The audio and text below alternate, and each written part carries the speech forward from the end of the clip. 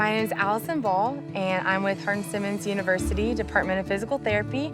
Just finished my first year of PT school, and we are here in Peru serving with the Cause for Life team.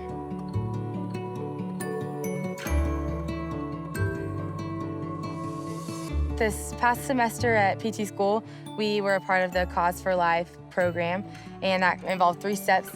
The first was the Beyond Suffering course, then being a short-term missionary at Family Retreat, and now being here in Peru with Wheels for the World. Buenos días. Buenos días. Hi. ¿Cómo se llama? Amilcar. Tell me a little bit about your son. The physical therapy station will be very hands-on. We'll do a evaluation of the patient, assess their posture and any main characteristics that may go with their diagnosis if they have one. Crawl at home as a way of getting around the house. We'll be evaluating the patient to see if they need a seating device or if they need crutches or a cane. Do y'all have any kind of wheelchair or anything at home? ¿Tienes alguna silla o algo en tu casa? No. From there, use what we found in the evaluation to determine what kind of exercises could be beneficial and any other kinds of lifestyle changes that might need to be made. He likes it. Yes. So this is Almikar. He's 12 years old, and 11 years ago, he got a really bad infection, and that caused him to develop this condition. And about 20 minutes ago, we were evaluating him, and he started having a seizure. And so we had to take a little break and make sure that he was safe and calm before we continued on with the evaluation. So I have a younger brother. His name is Lance. When he was 17, he was in a very severe car accident. He was merging onto the highway, flipped a car, overcompensated, and then drove directly into a big cement pole. They found him at the scene, unconscious. I didn't know what to expect when I walked in the room. He was lying there in a coma. He had a bolt in his head to measure the pressure in his brain with tubes and monitors just everywhere.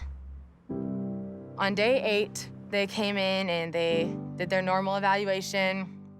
He was pretty non-responsive. That was the first time they told us, look, we're looking at weeks to months for him to wake up, and we need to start looking at long-term care facilities. And I think God has just really impeccable timing sometimes, and I think we want to be in control a lot and know what's going on, and he uses those moments to say, stop trying to get answers from other people and just let me do what I need to do. 2 hours after we got that information, I saw something in his eye. I don't know if it was a tear. Something was just different. And so I walked over to him and said, Lance, if you can hear me, I need you to open your eyes. And he did. We immediately just gathered around him and we just started praying. Probably like 5 seconds into the prayer, he just raised his arm up and pointed straight to heaven.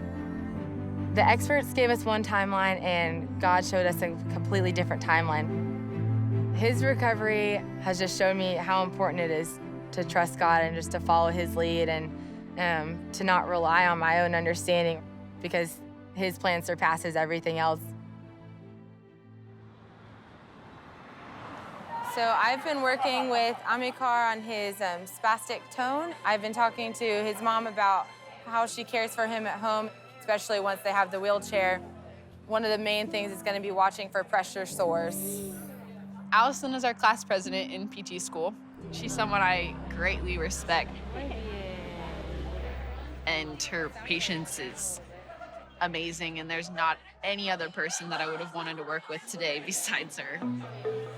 So Amilcar and his mom have been very patient throughout this whole process. We've been at it for a few hours, and we've been making a lot of modifications to the chair. I had made a back for the chair, like special for his back, and it wasn't fitting. At that point, I just stood there and I was like, okay, deep breath. We're gonna add a headrest, add lateral support so that he has good trunk support. I As soon as we got him in the chair, we thought we were done, and all of a sudden straps weren't gonna work and headrests were falling off. And at that point, I just had to laugh because I was like, all right, God, we're not done. Clearly, we still need a little bit more time with this family. Okay. Today was definitely a marathon. I'll never forget it, that's for sure. It was a blast. It makes it a whole lot easier to keep a good attitude when there is a really cute, smiling kid, because he's gone through so much already and yet can still smile, and he's been there just as long as I have and still has a good attitude. So I can't imagine not doing the same for him. Amikar's mom stays at home all day with him, and she tried to work but was unable to because she needed to care for him. So before now, his mom has just carried him places. She mentioned that they don't go outside very often because he has to be carried. Carrying a child for 12 years, he's only gonna get bigger. And for him to be able to interact with his siblings and his family is gonna be big for him. Seeing people here with disabilities that were just from car accidents or from being in a coma or similar situations, it's crazy to see where my brother could have been. I think before this experience, I would have said that ministering spiritually and physically can go together, but I'm not sure that I would have said that I know how to do it. And I think after this experience, I learned so much about just the importance of building relationships and being present with your patients and seeing them as people first and not just a diagnosis. We're able to provide them with an hour or two of therapy and hopefully with an assistive device that makes them more functional, but that is a temporary fix, and I hope that we are able to minister to people and give them eternal hope in God through praying with them and giving them resources.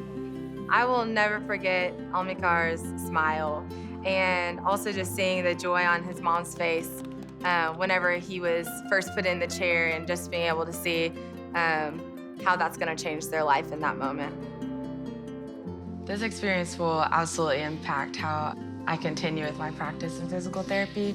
It's just really solidified my calling to be a physical therapist, and to show me how I can be the hands and feet of Jesus through the use of physical therapy. My faith has just grown immensely because of Cause for Life.